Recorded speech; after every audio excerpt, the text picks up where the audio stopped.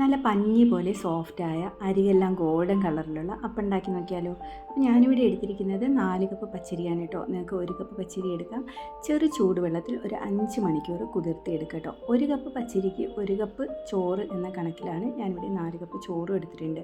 ഇനിയിപ്പോൾ ചോറില്ലെങ്കിൽ നിങ്ങൾക്ക് അവലായിരുന്നാലും എടുക്കാവുന്നതാണ്, ഇല്ലെങ്കിൽ കപ്പി കാച്ചിയും ഉണ്ടാക്കാവുന്നതാണ് കേട്ടോ. അപ്പോൾ ഞാനിത് 3 ട്രിപ്പായിട്ടാണ് അരച്ചു കൊണ്ടുവന്നിരിക്കുന്നത്. 3 പ്രാവശ്യമായിട്ടാണ് അരച്ചെടുത്തിരിക്കുന്നത്. ആദ്യം അരി ഒന്ന് അരച്ചു കൊണ്ടുവരിക, എന്നിട്ട് അതിലേക്ക് ചോറിട്ട് കൊടുക്കുക. എന്നിട്ട് നല്ല സ്മൂത്ത് പേസ്റ്റായിട്ട് അരച്ചുകൊണ്ടുവരിക, ഒരു ബൗളിലേക്ക് മാറ്റി കൊടുക്കുക കേട്ടോ.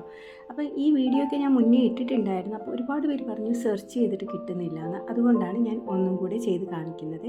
അപ്പോൾ ലാസ്റ്റ് നമുക്ക് 1 കപ്പ് തേങ്ങയും കൂടി ചേർത്ത് കൊടുത്ത് 1 കപ്പ് വെള്ളം ചേർത്ത് നല്ല സ്മൂത്തായിട്ട് അരച്ചുകൊണ്ടുവന്ന് ഇതിലേക്ക് 2 ടേബിൾ സ്പൂൺ ഷുഗറും ആവശ്യത്തിന് ഉപ്പും ചേർത്ത് നല്ലപോലെ മിക്സ് ചെയ്തതിന് ശേഷം ഒരു 8 മണിക്കൂർ അല്ലെങ്കിൽ ഓവർനൈറ്റ് ഫെർമെൻറ്റ് ചെയ്യാനായിട്ട് വെക്കുക കേട്ടോ. പക്ഷേ എൻ്റെ മാവ് കുറേ കളഞ്ഞു പോയി രാവിലെ ആയപ്പോഴത്തേക്കും. അപ്പോൾ ബാക്കി ഇത്രയും അവശേഷിച്ചുള്ളൂ. ഞാനാണെങ്കിൽ പ്രിക്കോഷനൊന്നും എടുത്തിട്ടുണ്ടായിരുന്നില്ല, അതുകൊണ്ട് കുറേ മാവ് വേസ്റ്റായി പോയി കേട്ടോ.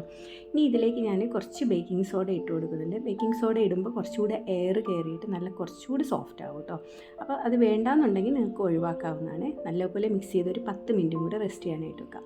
അപ്പച്ചട്ടി ചൂടായി വരുമ്പോൾ ഒരു തവി മാവ് ഒഴിച്ച് കൊടുത്ത് ഒന്ന് ചുറ്റിച്ച് കൊടുക്കുക. അതിൽ നിറച്ച് ഹോൾസ് ഇങ്ങനെ ഫോം ചെയ്ത് വരുമ്പോൾ നമുക്ക് അടച്ചു വെക്കാം കേട്ടോ.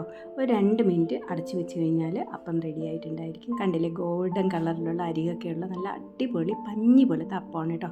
എല്ലാവരും ഇതുപോലെ ഒന്ന് ട്രൈ ചെയ്ത് നോക്കിയിട്ട് ഫീഡ്ബാക്ക് പറയാൻ മറക്കരുത്. Thanks for watching.